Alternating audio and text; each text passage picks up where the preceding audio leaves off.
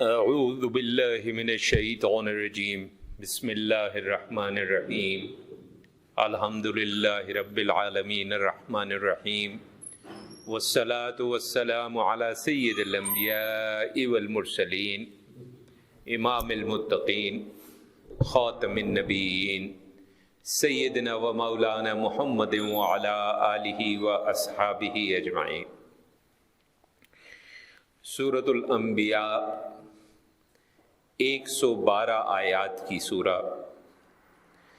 مرکزی مضمون جو اس سورہ کا ہے وہ یہ ہے کہ جتنے بھی انبیاء کرام علیہم السلام اللہ نے اس دنیا پر بھیجے، ان سب نے توحید کی اور آخرت کی دعوت دی، اور حضور اکرم صلی اللہ علیہ وسلم رحمت للعالمین ہے، اور حضرت ابراہیم علیہ السلام کے وہ اصلی وارث اور جانشین ہیں، وہ اس سلسلے کی آخری کڑی ہیں، اور رسول اللہ صلی اللہ علیہ وسلم کی جو خدمات ہیں، ان کی جو ذات مبارکہ ہے، ان کے جو اوصاف ہیں، ان کو جھٹلانے والے، اسلام کو قبول نہ کرنے والے، ان کے لیے ہر صورت میں ہلاکت ہے اور مسلمانوں کو اقتدار ہے۔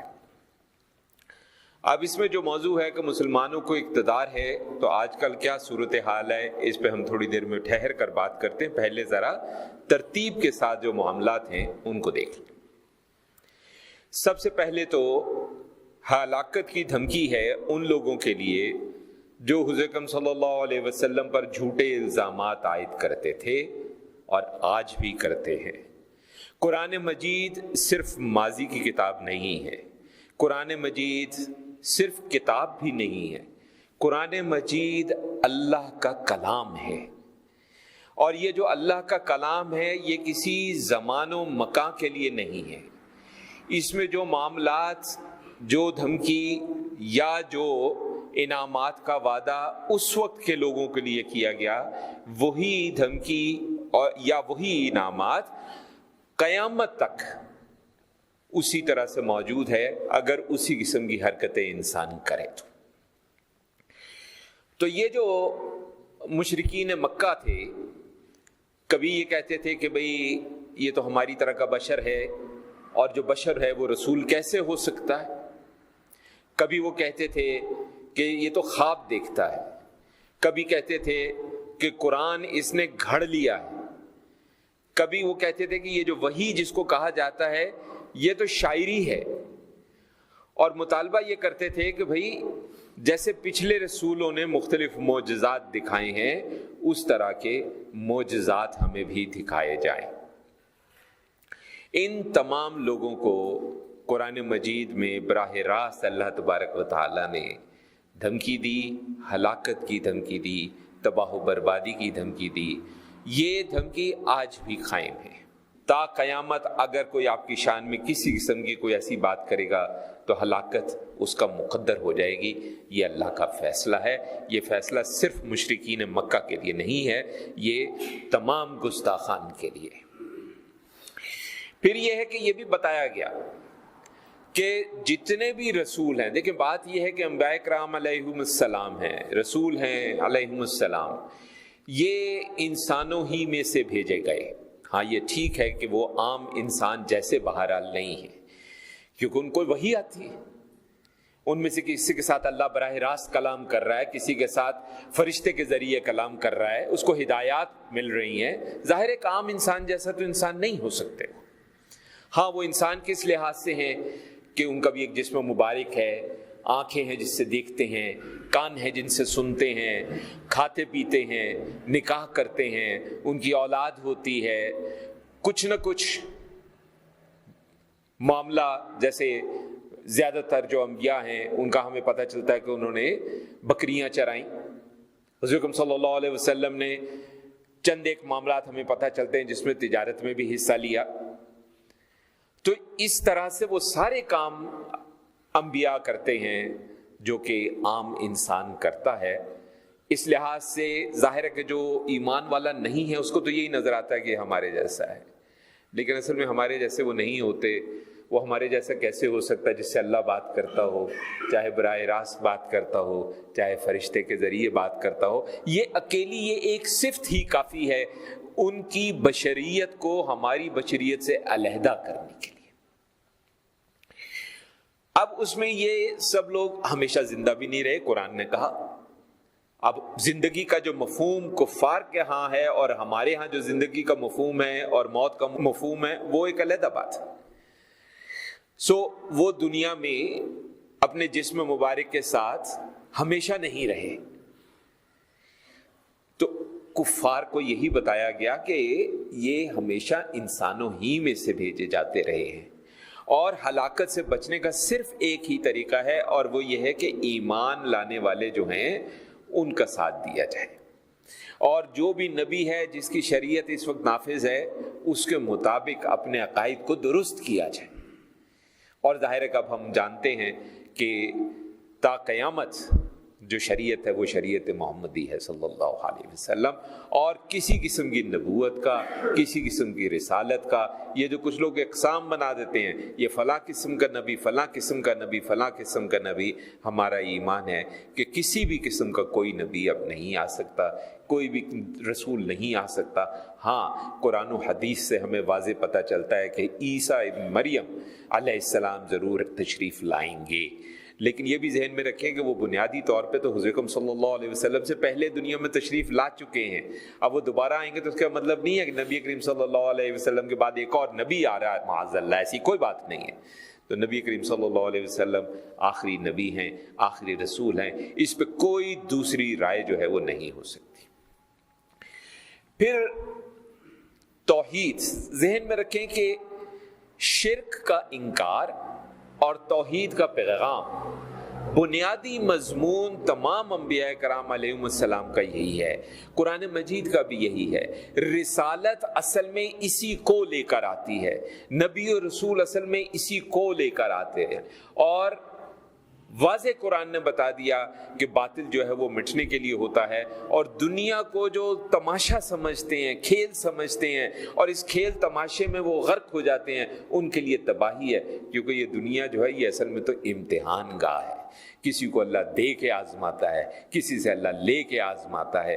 جو لوگ کہتے ہیں کہ جی اللہ اتنا غفور و رحیم ہے، ہم نے پہلے بھی کسی نشست میں بات کی تھی، اور وہ تو 70 ماؤں سے زیادہ ہم سے محبت کرنے والا ہے، تو پھر یہ تکلیف کیوں ہے، یہ اذیت کیوں ہے، یہ بیماری کیوں ہے، یہ آزمائش کیوں ہے؟ تو یہ بھی نہ بھولیں کہ اللہ جو اتنا غفور رحیم محبت کرنے والا ہے، کریم ہے، رحمان ہے، لیکن اس نے خود اپنے کلام میں کہا ہے کہ میں تمہیں آزماؤں گا۔ اس نے خود کہا ہے کہ یہ یہاں پہ جو کامیاب ہوں گے اس کو جنت ملے گی، جو یہاں پہ ناکام ہوں گے ان کو جہنم ملے گی۔ اس لیے اس قسم کی دلائل جن کا تعلق اپنی ذاتی خیال اور اپنے ذاتی فہم سے ہے، ان دلائل سے ہمیں دور رہنا ہے۔ ہمیں صرف ان دلائل پہ توجہ کرنی ہے جو قرآن مجید میں دیے گئے ہیں اور رسول اللہ صلی اللہ علیہ وسلم کی احادیث مبارکہ میں ہمارے پاس موجود ہیں، اور جو ہمارا دین ہمیں بتاتا ہے۔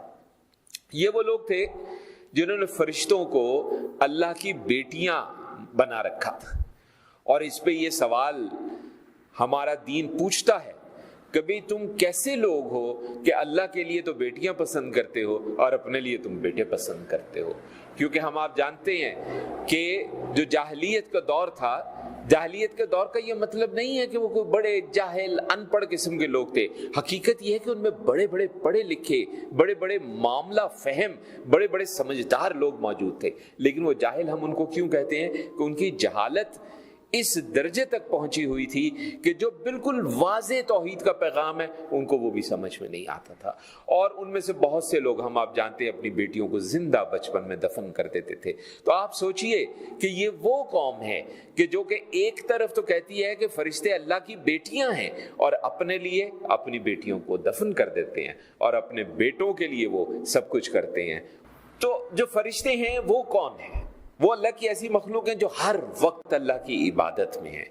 انسان کو یہ بھی سوال ہوتا ہے کہ بھئی انسان کو اگر اللہ چاہتا تو ایسا کر دیتا کہ وہ کبھی گناہ ہی نہ کرتا۔ اب نقطہ یہ بھی سمجھے، دین بڑا واضح ہے، اس میں ہمیں بتاتا ہے دین کہ جو انسان کو بنایا گیا ہے وہ اسی لیے بنایا گیا ہے کہ اللہ کی جو مغفرت کی صفات ہیں وہ صفات جو ہیں ان کا بھی ظہور ہو، اس کی کریم ہونے کی صفت ہے اس کا بھی ظہور ہو، اس کے رحمان ہونے اور رحیم ہونے کی صفات ہے ان کا بھی ظہور ہو۔ ورنہ فرشتوں میں تو گناہ کا تصور ہی نہیں ہے، فرشتے تو گناہ کا سوچ بھی نہیں سکتے ہیں، ان میں وہ قابلیت ہی نہیں ہے کہ وہ ایسا کچھ کر سکیں۔ اسی لیے تو انسان کو اشرف المخلوقات کہا گیا۔ کیوں اشرف المخلوقات کہا گیا؟ کہ اس کو ایک اختیار دیا گیا کہ یہ خود سوچ کر یا گناہ کے راستے پہ چلتا ہے یا ثواب کے راستے پہ چلتا ہے یا اطاعت و اتباع کے راستے پہ چلتا ہے یا گمراہی اور نافرمانی کے راستے پہ چلتا ہے، جس کے نتیجے میں اپنے لیے وہ خود یا سزا تجویز کرتا ہے یا جزا کا وہ حقدار ٹھہرتا ہے۔ اور سب سے بڑی دلیل جو قرآن مجید میں موجود ہے، کیونکہ بہت سے جو پرانی اقوام ہیں اور ابھی بھی بہت سی ایسی اقوام موجود ہیں جن کے ہاں ایک سے زیادہ خداؤں کا تصور ہے۔ مثلا ایک مذہب ہے وہ کہتا ہے کہ ایک بھلائی کا خدا ہے، ایک برائی کا خدا ہے، استغفر اللہ۔ کوئی یہ کہتا ہے کہ ایک زمین کا خدا ہے اور ایک آسمانوں کا خدا ہے، استغفر اللہ۔ قرآن مجید نے واضح طور پہ یہ کہہ دیا، دلیل دے دی کہ اگر زمین کا خدا الگ ہوتا اور آسمان کا خدا الگ ہوتا تو یہ جو نظام ہے زمین کا اور آسمانوں کا یہ سب تباہ و برباد ہو جاتا، یہ سب کے سب جو ہے یہ درہم برہم ہو جاتا۔ اس لیے واضح طور پہ یہ وعید آ گئی اور یہ دھمکی آ گئی اور یہ خاص طور پہ کہہ دیا گیا کہ یہ جو الٹی سیدھی اپنی فہم کے مطابق، اپنے سوچ کے مطابق صفات اللہ کے ساتھ جوڑی جاتی ہیں، ان سے باز آیا جائے، ان سے دور رہا جائے۔ ہر رسول جو ہے وہ توحید کی اور عبادت کی جو ہے وہ دعوت دیتا ہے۔ جتنے بھی انبیاء گزرے سب نے اللہ کی یہی وحی کی ہے کہ اللہ کے سوا کوئی عبادت کے لائق نہیں ہے اور اللہ ہی کی عبادت کرنی چاہیے، اور اللہ تبارک و تعالی ہر قسم کے الزام سے پاک ہے۔ ہماری سورہ الاخلاص اس کا واضح ثبوت ہے۔ نہ اس کی کوئی اولاد ہے، نہ اس نے کسی کو جنا ہے، نہ اس کو کسی نے پیدا کیا ہے، کیونکہ وہی خالق ہے تمام کائناتوں کا، تمام عالمین کا وہی خالق ہے، وہی رازق ہے، وہی رحیم ہے، وہی کریم ہے۔ پھر اسی طریقے سے دیکھیں قرآن ہمیں بار بار سوچنے کی، تدبر کی، غور و فکر کی دعوت دیتا ہے۔ اس میں بار بار کبھی آسمان کی مثال آتی ہے، کبھی زمین کی مثال، کبھی پانی کی مثال، کبھی پہاڑوں کی مثال، کبھی دن کی مثال، کبھی رات کی مثال، کیونکہ قدرتی بات ہے کہ جب انسان سے بات کی جائے گی تو ان اصطلاحات کے ساتھ بات کی جائے گی جو انسان کی سمجھ میں آتی ہیں۔ جو اصطلاحات انسان کی سمجھ میں نہیں آتی، اگر ان کے ذریعے اللہ کلام کرے انسان کے ساتھ تو بے تحاشا ایسے معاملات ہیں جس کے اندر انسان کو نہ کچھ سمجھ میں آئے گی، نہ ہی وہ کسی نتیجے پہ پہنچ پائے گا۔ اور خاص طور پہ قرآن نے کہہ دیا کہ ہر شے اپنے اپنے مدار میں گردش کر رہی ہے۔ ہمارے ایک یہ بھی مسئلہ ہے، ذہن میں رکھیں کہ قرآن مجید میں اور احادیث مبارکہ میں کچھ چیزیں ہیں جو کہ محکمات میں سے ہیں، کچھ چیزیں ہیں جو کہ متشابہات میں سے ہیں۔ متشابہات وہ ہیں جو کسی کے ساتھ تشبیہ ہو سکتی ہے اور اس سے غلط فہمی پیدا ہو سکتی ہے، جس میں واضح کوئی بات نہ قرآن نے دی ہے اور نہ حدیث نے دی ہے۔ اب اس کی بنیاد پر دو طرح کے معاملات ہوتے ہیں۔ ہمارے یہاں سب سے بڑا مسئلہ ایک یہ ہے کہ ہمارے ہاں اکثر مکاتب فکر کے درمیان جو جھگڑے ہو رہے ہوتے ہیں وہ متشابہات پہ ہو رہے ہوتے ہیں، جبکہ قرآن مجید نے حکم دیا ہے کہ متشابہات پہ ہمیں بات نہیں کرنی ہے۔ متشابہات میں جو ہمارا فہم ہو کہ اس کا یہ مطلب بنتا ہے، ممکن ہے کہ وہ مطلب ہو، ممکن ہے وہ مطلب نہ ہو، ممکن ہے کہ جو اصل بات ہے وہ مطلب اس کا ایک چھوٹا سا حصہ ہو اور ہم ایک چھوٹے سے جز کو پکڑ گئے، خامخواہ ایک دوسرے کے گریبان پکڑ کے ہم خامخواہ میں جو ہے وہ اپنا ایمان خطرے میں ڈال رہے ہوں۔ اسی طرح اب ہمارے ہاں جی سائنس یہ کہتی ہے کہ جی زمین جو ہے وہ گھوم رہی ہے اور چاند سورج جو ہے وہ اپنی جگہ ہے۔ نہیں جی، قرآن سے یہ ثابت ہوتا ہے کہ زمین ساکن ہے اور سورج گھوم رہا ہے۔ اس قسم کی بڑی بحثیں چلتی ہیں۔ بات یہ ہے اس چیز کو پکڑیں جس میں کوئی شبہ نہیں ہے، اس چیز کو پکڑیں جو بالکل واضح ہے، اس چیز کو پکڑیں جس کو سمجھنے کے لیے چیزوں کو جوڑ کے دلائل بنانے نہیں پڑتے ہیں، جو واضح اللہ نے بیان کی ہے، جو واضح رسول اللہ صلی اللہ علیہ وسلم نے بیان کی ہے۔ فرض کریں ہم کہتے ہیں، مان لیتے ہیں کہ جناب زمین ساکن ہے، سورج گردش کرتا ہے، چل ایک لمحے کو مان لیتے ہیں کہ ایسا ہے، تو اب بتائیے قرآن تو کہتا ہے کہ ہر چیز اپنے اپنے مدار میں گردش کر رہی ہے، تو جو کہتا ہے سورج نہیں ہل رہا زمین ہل رہی ہے وہ بھی غلط ہے، کیونکہ اگر زمین سورج نہیں ہل رہا اور زمین ہل رہی ہے تو یہاں تو سورج پھر خود بھی ہل رہا ہے، پھر نظام شمسی بھی گھوم رہا ہے، پھر کائنات بھی گھوم رہی ہے، اللہ نے تو ہر چیز کو گردش میں ڈالا ہے۔ ہم جب کہتے ہیں کوئی چیز ساکن ہے، ہمارے انگریزی میں ایک لفظ استعمال ہوتا ہے ریلیٹیو، ہم یہاں پہ بیٹھے ہیں نا، تو اب یہاں سے اگر کوئی چیز تیزی سے گزرتی ہے تو ہمیں پتہ چلتا ہے کہ وہ چل رہی ہے، ہمیں پتہ چلتا ہے چل رہی ہے۔ اگر ایک چیز چل رہی ہے اور ہم بھی اس کے ساتھ ساتھ چل رہے ہیں تو دیکھا جائے تو وہ تو ہمارے ساتھ ہے، کیا پھر بھی وہ چل رہی ہے؟ تو یہ چیزیں ہوتی ہیں کہ آپ کس جگہ بیٹھے، یہاں سے ہمیں نیلا آسمان نظر آتا ہے، اب اس پہ بھی بحث ہوتی ہے کہ کوئی باہر نکلا یا نہیں نکلا، یہ جو جناب چاند پہ گئے یہ سب جھوٹ ہے، فراڈ ہے، یہ جو جناب خلا میں گئے جھوٹ ہے اور فراڈ ہے۔ چلیں فرض کریں کہ وہ گئے، وہاں پہ تو آسمان نیلا نہیں تھا، وہاں پہ تو آسمان نیلا نہیں، آسمان نیلا تو یہاں نظر آتا ہے ہمیں۔ تو پھر نیلا آسمان کی اگر آپ کو بتایا گیا تو کیوں بتایا گیا؟ کیونکہ ہمیں بطور انسان یہاں سے آسمان نیلا نظر آتا ہے۔ اگر قرآن مجید میں یا حدیث مبارکہ میں کہا جاتا کہ آسمان کالا ہے تو سب سے پہلے انسان ہی کہتا ہے جی ہمیں تو نیلا نظر آ رہا ہے، کالا کہاں سے؟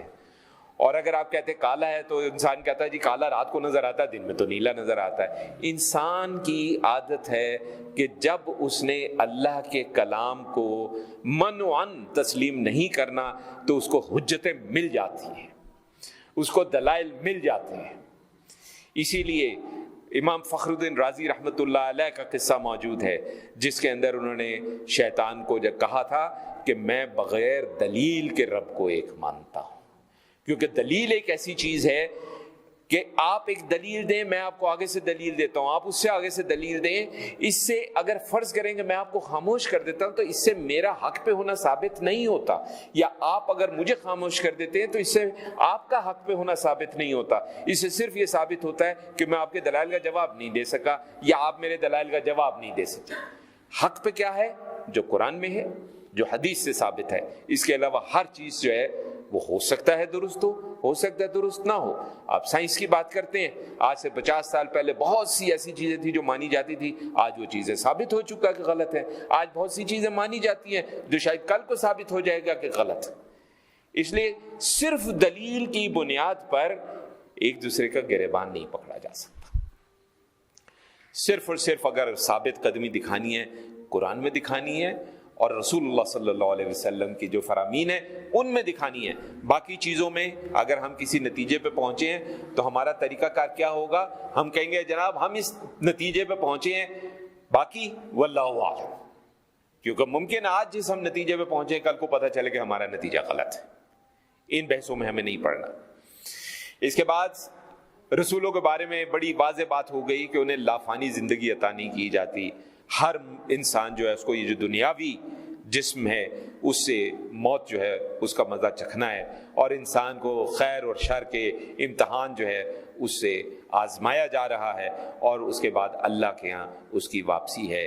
مشرکین پہ فرد جرم عائد بار بار ہوئی کہ وہ رسول اللہ صلی اللہ علیہ وسلم کا مذاق اڑاتے ہیں، طنز کرتے ہیں کہ وہ ان کے معبودوں کو برا کہتے ہیں۔ ان کا یہ حال ہے کہ وہ اس رحمان کو برا بلا کہتے ہیں۔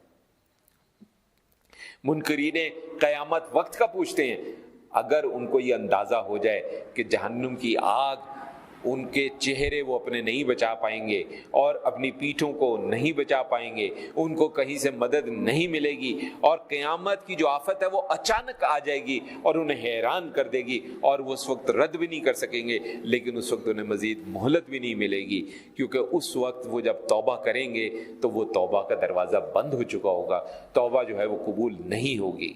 پھر اللہ نے رسول اللہ صلی اللہ علیہ وسلم کو یہ تسلی دی کہ پچھلے رسولوں کا بھی مذاق اڑایا جاتا رہا ہے، اور جنہوں نے مذاق اڑایا تھا ان کو عذاب میں مبتلا کر دیا گیا ہے۔ تو ہمارے بھی نبی کریم صلی اللہ علیہ وسلم کا جو مذاق اڑائیں گے، یا کوئی ایسا واقعہ ہوگا کہ اس کو ہدایت مل جائے گی، اور یا کوئی ایسا واقعہ ہوگا کہ وہ عذاب میں مبتلا ہو جائے گا۔ ظاہر ہے کہ آج اس طرح کے عذاب نہیں ہے، جیسے پوری قومیں پہلے تباہ ہوا کرتی تھی، آج کے عذاب ذرا ہیں اس سے مختلف ہیں۔ پھر مشرکین مکہ سے ان کے خود ساختہ جو الہ تھے، ان کی بے بسی کا بیان، ان کو تنبیہ کہ ان کے دن جو ہے وہ گنے جا چکے ہیں، مسلمانوں کو اقتدار ضرور حاصل ہوگا، اور یہ جن کو تم خدا سمجھتے ہو اپنا، یہ تو اللہ کی گرفت سے تمہاری حفاظت نہیں کر سکتے ہیں۔ کون سا خدا دوسرا ہے جو تمہیں اللہ کی گرفت سے بچا سکتا ہے؟ یہ تو خود اپنی مدد کرنے کی ان کے اندر جو ہے کوئی استطاعت نہیں ہے۔ اور یہ جو اپنی کہ جی وراثتی طور پہ اپنے منصب، اپنی دولت، اپنی عمارت، ان چیزوں پہ جو ناز ہے، جو اب کے اسلام میں بھی پھیل رہا ہے، مسلمانوں میں بھی پھیل رہا ہے، اس پہ بھی اللہ تبارک و تعالیٰ نے کہ ایسے لوگوں پہ اگر اللہ رسول صلی اللہ علیہ وسلم کی اطاعت میں زندگی نہ گزاریں تو ان پہ بھی زندگی تنگ ضرور ہوتی ہے، یہ غالب نہیں ہوتے۔ مسلمان کا اقتدار آ کر رہے گا، اور آیا۔ جب رسول اللہ صلی اللہ علیہ وسلم کو یہ بات فرمائی گئی، اس کے بعد ریاست مدینہ وجود میں آئی۔ حضور اکرم صلی اللہ علیہ وسلم مدینہ منورہ جب تشریف لے گئے، اس کے بعد ایک عرصہ خلفائے راشدین رضوان اللہ تعالیٰ علیہ مجمعین کا دور بھی لے لیں، 30 سال خلفائے راشدین کے، اور حضور اکرم صلی اللہ علیہ وسلم کی ہجرت مدینہ سے لے کے آپ کے وصال مبارک تک، یہ تمام دور ایک اصلی اسلامی ریاست، جس کو ہم چاہے ریاست مدینہ کہیں، چاہے اسلامی ریاست کہیں، ریاست محمدی کہیں، شریعت محمدی کہیں، یہ اصل نمونہ ہے جو اللہ چاہتا ہے ہم آپ سے، ہم مسلمانوں سے، کہ ہم اس کا نفاذ کریں۔ توحید کا پیغام یہ بھی بیان آ گیا قرآن مجید کے اندر کہ جو پرانی کتابیں جیسے تورات ہیں، حضرت موسیٰ کو اور حضرت ہارون علیہم السلام، دونوں بھائی تھے، ہم آپ جانتے ہیں، ان کو حضرت موسیٰ پہ تورات نازل ہوئی۔ تورات کا جو پیغام ہے وہ بھی پیغام وہی ہے جو پیغام اصل میں قرآن مجید کا ہے۔ جو پرانے جتنے صحائف ہیں، پرانی جتنی کتابیں، ان سب کا پیغام جو ہے یہ وہی پیغام ہے جو قرآن مجید کا ہے۔ اب اس میں یہ ہے کہ مشرکین مکہ اگر اس کا انکار کر دیں تو پھر ان پہ ظاہر عذاب ہے، اور اگر جو لوگ تقوی رکھنے والے ہیں وہ اللہ کو، ظاہر ہے کچھ تو یہ بھی اعتراض کرتے تھے کہ تمہارا رب ہمیں نظر نہیں آتا، ہمارے رب ہمیں نظر آتے ہیں، استغفر اللہ۔ تو جو غیب پہ، اللہ پہ، غیب سے اس پہ ایمان رکھتے ہیں، اللہ تبارک و تعالیٰ ان کو اپنا محبوب فرماتا ہے، اور جو احکامات اور اطاعت کا حکم اس کے مطابق زندگی گزارتے ہیں، ان کے لیے روز قیامت اس دنیا میں بھی بشارت ہے، روز قیامت بھی بشارت ہے۔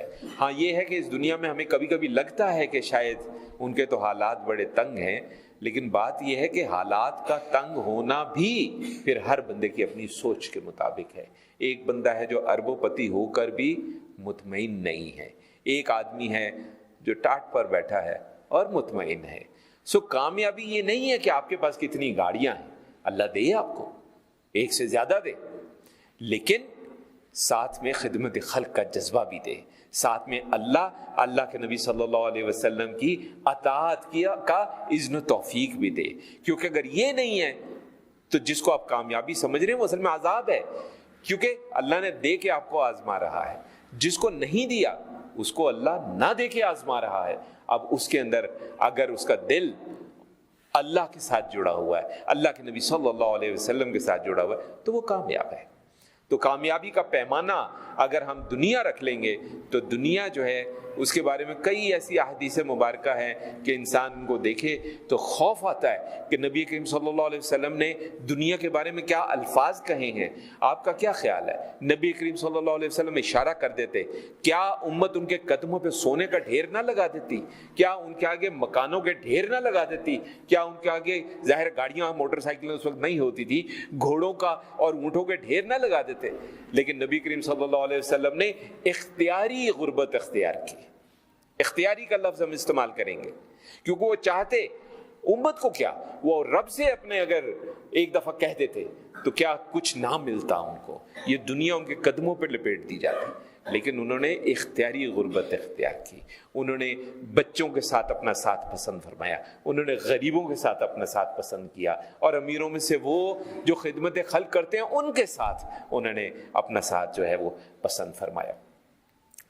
پھر اس کے بعد ابراہیم علیہ السلام, ہم آپ جانتے ہیں کہ آزر کے ساتھ مکالمہ. اب وہ جو آزر, اب وہ بحث ہے کہ وہ ان کے والد تھے یا چچا تھے, ہم اس بحث میں آج کا موضوع نہیں, ہم اس میں نہیں آج پڑھ رہے. وہاں پہ بھی بات کیا تھی؟ عقیدہ توحید تھا. اور قوم سے انہوں نے جو مناظرہ کیا وہ بھی توحید تھا کہ بھئی اللہ کو چھوڑ کر ان بتوں کی عبادت کرتے ہو. یہ بھی یہی تھا جس کے نتیجے میں آپ کو آگ میں جھونک دیا گیا, اور اللہ تبارک و تعالیٰ نے اپنے محبوب کو, خلیل اللہ کو علیہ السلام, اس آگ سے محفوظ فرمایا.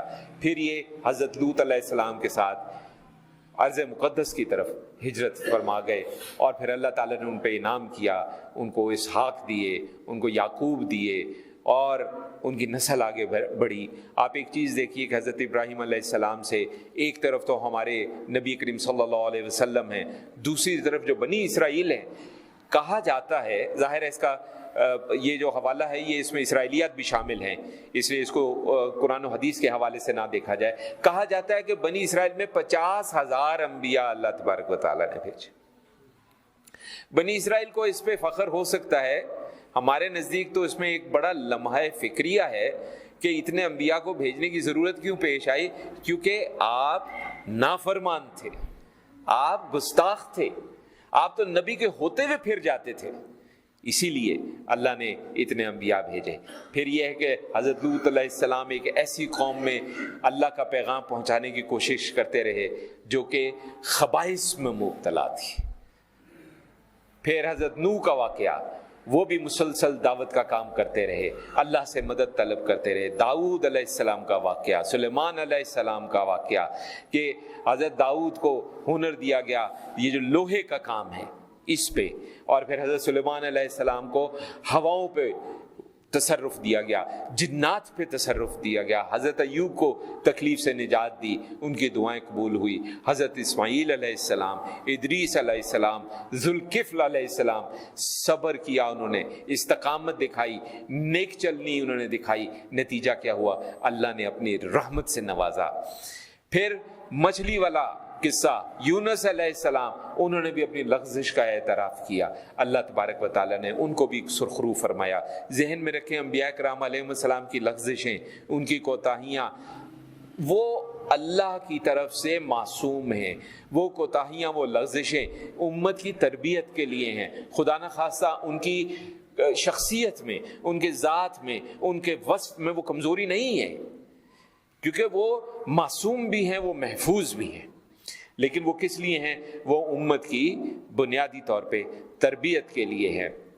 اسی طریقے سے زکریا کی دعا قبول ہوئی, یحییٰ علیہ السلام عطا ہوئے, اور پھر اسی طریقے سے مریم, ہماری حضرت عیسیٰ علیہ السلام کی والدہ, ان کو بھی ہم علیہ السلام کہتے ہیں, اور حضرت عیسیٰ علیہ السلام پیدا ہوئے. یہ تمام کے تمام لوگ باقاعدہ انسانوں کی طرح پیدا ہوئے, انسانوں کی طرح کھایا پیا, انسانوں کی طرح پلے بڑے ہوئے, اور پھر انسانوں کی طرح اس دنیا سے رخصت ہوئے. ظاہر ہے ان کا رخصت ہونا ہماری طرح کی موت نہیں ہے, ان کا بشر ہونا ہمارے جیسا ظاہر ہے کہ بشر نہیں ہے. اور نبی کریم صلی اللہ علیہ وسلم تو صحیح احادیث مبارکہ سے پسینے میں سے خوشبو آنا, اور آپ کا فرمانا کہ میں پیچھے بھی ایسے دیکھتا ہوں جیسے آگے دیکھتا ہوں, وغیرہ وغیرہ, یہ سب باتیں ثابت کرتی ہیں کہ آپ کی بشریت عام بشریت سے بہرحال بہت مختلف ہے. بشریت ہوتی ہے لیکن عام سے بہرحال مختلف ہے. پھر تمام انبیاء ایک ہی امت ہیں, ان سب کا رب وہی ہے, اللہ ہے, اور اسی کی عبادت ہے. لیکن بعد میں لوگوں نے کیا کیا کہ بعد میں لوگوں نے دین کے ٹکڑے ٹکڑے کر دیے. اب اہل شرک جو ہیں ان کا عذاب الہی ہے, اس دنیا میں بھی عذاب الہی ہے. اس کی شکل کوئی ایسی ہو سکتی ہے کہ وہ آخری وقت تک یہ سمجھے کہ ہم تو بڑے کامیاب ہیں, لیکن جو توحید والے ہیں ان کا انجام جو ہے وہ کامیابی ہے. ادھر تباہی ہے, ادھر کامیابی ہے. وہ جہنم کا ایندھن بنیں گے, ادھر جنت ملے گی انشاءاللہ. اور ذہن میں رکھے, جب ہم کہتے ہیں اہل شرک, تو اہل شرک کا مطلب ہم صرف سمجھتے ہیں شاید بتوں کو پوجنے والا, ایسا نہیں ہے. اقبال نے بڑی خوبصورت بات کی، اور اقبال نے کئی ایسے جو ہیں وہ نکات اٹھائے ہیں۔ سورہ الاخلاص کی ایک اسرار رموز کے اندر انہوں نے بڑی خوبصورت شرح کی ہے، کسی وقت اللہ کے اذن و توفیق سے اقبال کی وہ شرح ہم کسی جمعے پہ پیش کریں گے، آپ حیران رہ جائیں گے کہ اقبال نے کتنی باریکی سے یہ بات کی ہے۔ مگر ان کی ایک مثال ہم دے دیں، ان تازہ خداؤں میں بڑا سب سے وطن ہے، جو پیرہن اس کا ہے وہ مذہب کا کفن ہے۔ تو اب ہم تو سمجھ رہے ہیں شرک کیا ہے، بتوں کو پوجنا ہے، نہ جناب نہ۔ اس دنیا میں کسی کو اپنے رزق کا ذمہ دار سمجھنا بھی شرک ہے۔ وطنیت کا جو ہمارے ہاں ایک یہ تاثر آ گیا ہے، یہ بھی شرک ہے۔ شرک صرف یہ نہیں ہے، شرک اس دنیا کو برتنا ہے، جیب میں رکھنے کی بجائے دل میں رکھنا، یہ بھی شرک ہے۔ کہ جب ہم کہتے ہیں کہ ہمیں اس دنیا کے خاطر ہر چیز کر گزریں گے، صحیح غلط کر گزریں گے، اس میں نہیں پڑیں گے کیا جائز ہے کیا ناجائز ہے، یہ بھی شرک ہے۔ قیامت کی دلیل یہی ہے کہ وہ آ کر رہے گی، اس کے بعد مسلمانوں کو خوشخبری کہ یہ اقتدار ضرور حاصل ہوگا، اور یہ بشارت زبور میں بھی ہے۔ لیکن یہ ہے کہ زبور میں بھی ہے اور مسلمانوں کو بھی ہے، تو زبور میں بھی کیوں تھی کہ جو اللہ کی توحید پر قائم رہیں گے، اور اگر ہمیں بھی ہے تو کیوں ہے کہ جو اللہ کی توحید پر قائم رہیں گے۔ صرف اپنے منہ سے مسلمان ہونے کا اقرار کرنا کافی نہیں ہے، اسلامی شعائر جو ہیں اور جو فرائض و واجبات ہیں اور جو تزکیہ کے معاملات ہیں، ان کو اپنی زندگیوں کا حصہ بنانا جو ہے، یہ ہمارے فرائض میں شامل ہے۔ ہم نے سمجھ لیا کہ شاید صرف فرائض و واجبات، نماز پڑھ لی، روزے رکھ لیے، اور خاص جو دن آتے ہیں اس میں نفلی روزے کر لیے، وہ کافی ہے، اور آگے پیچھے ہم بد زبانی کریں، بد کلامی کریں، گالم گلوچ کریں، غیبت کریں، جھوٹ بولیں، تہمت لگائیں، تو کیا ہم معافی ہے ہمارے لیے؟ نہیں جناب، ان میں سے بہت سی چیزیں ایسی ہیں جو گناہ کبیرہ میں شمار ہوتی ہیں، اور ہم ان کو بڑا ہلکا سمجھتے ہیں، اور ہم اس پہ بالکل بے فکر ہو کے ہم چلتے ہیں۔ پھر سب سے آخر میں یہ سوال کیا گیا کہ کیا تم مسلمان ہو؟ یہ بڑا اہم سوال ہے، ہمیں سب کو اپنے گریبان میں جھانکنا ہے اور اپنے آپ سے سوال کرنا ہے کہ کیا ہم مسلمان ہیں۔ پھر اللہ تبارک و تعالیٰ نے یہاں پہ ایک حضور اکرم صلی اللہ علیہ وسلم کی دعا اپنے کلام میں بھی پیش کی ہے، وہ دعا بھی سورہ کے اندر موجود ہے، ترجمہ ہم پیش کر دیتے ہیں کہ اے میرے رب، حق کے ساتھ فیصلہ کر دے، اور مشرکین مکہ کی جو خود ساختہ شرک ہے، اس پر ہم اپنے رحمان، اپنے رب سے ہی مدد طلب کر سکتے ہیں۔ یہ بہت کمال کی دعا ہے سورہ الانبیاء کے اندر، آپ دیکھیے گا آپ کو مل جائے گی۔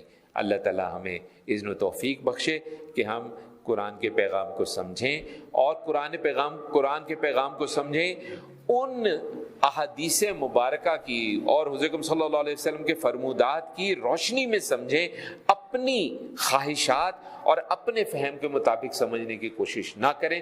کیونکہ آخر میں صرف ایک بات عرض کر دیں، قرآن کے اندر ہی ایک جگہ پہ ایک آیت موجود ہے جس کا مفہوم یہ ہے، یہی قرآن ہمیں ہدایت بھی دیتا ہے، اور اسی قرآن سے ہم گمراہی بھی پکڑتے ہیں۔ تو گمراہی کب پکڑی جاتی ہے؟ گمراہی تب پکڑی جاتی ہے، اور ہدایت کب ملتی ہے؟